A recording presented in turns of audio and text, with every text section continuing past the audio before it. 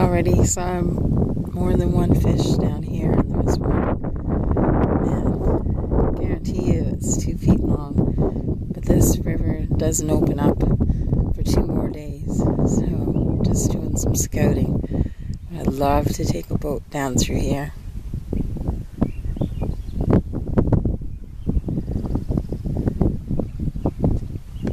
This would have dollies and jars in it. And